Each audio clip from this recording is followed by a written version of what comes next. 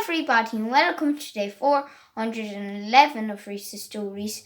And today I'm going to be reading you Fantastic Mr. Fox by Roald Dahl and illustrated by Quentin Blake. So I'm going to be reading you a chapter called The Woman today, which is the next chapter. "Quick," said Mr. Fox, "hide!" He and Badger and the smallest fox jumped up onto a shelf and crouched behind a row of big cider jars. Peering around the jars, they saw a huge woman coming down into the cellar. At the foot of the steps, the woman paused, looking to right and left. Then she turned and headed straight for the place where Mr. Fox and Badger and the smallest fox were hiding. She stopped right in front of them. The only thing between her and them was a row of cider jars. She was so close Mr. Fox could hear the sound of her breathing.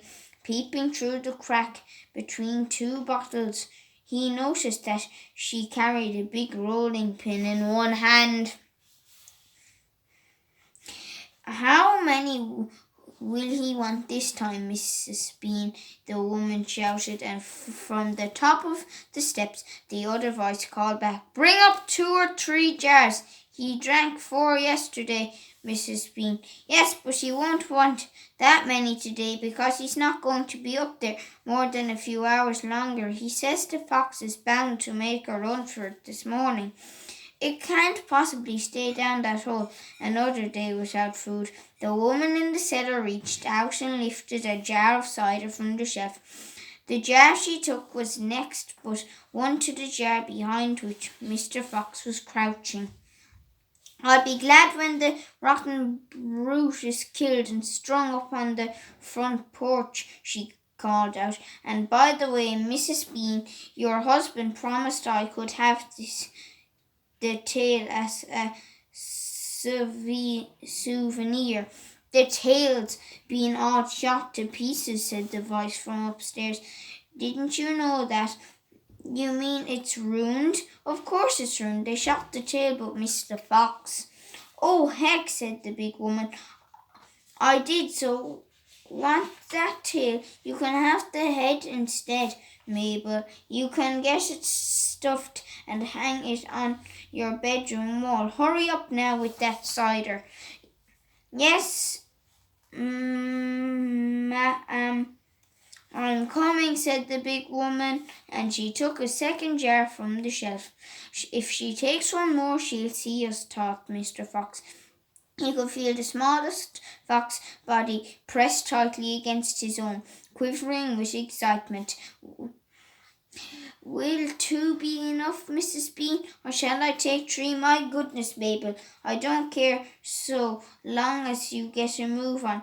"Then 2 it is," said the huge woman, speaking to herself now. "He drinks too much anyways." Carrying a jar in each hand and with the rolling pin tucked under one arm, she walked away across the cellar. At the foot of the steps she paused and looked around, sniffing the air. "There's rats down here again, Mrs. Bean. I can smell them." "Then poison them, woman, poison them. You know where the poison's kept." "Yes, Mabel said. She climbed slowly out of sight up the steps. The door slammed. "Quick," said Mr. Fox, "grab a jar each and run for it." Rat stood on his high shelf and shrieked. "What did I tell you? You nearly got nabbed, didn't you? You nearly gave the game away, you.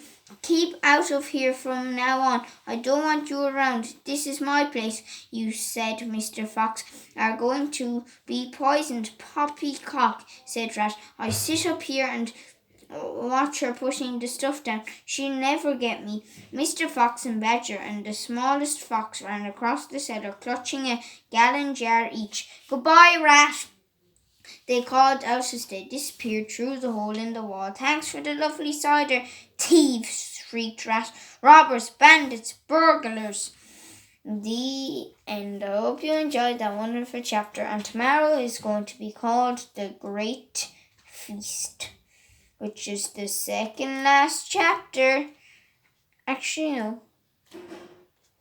Yeah. Let me see. Yeah, second last chapter. So enjoy the rest of your day, everybody, and I guess I will see you all tomorrow for day 412 Rhys stories. So bye, everybody. Good luck. Bye.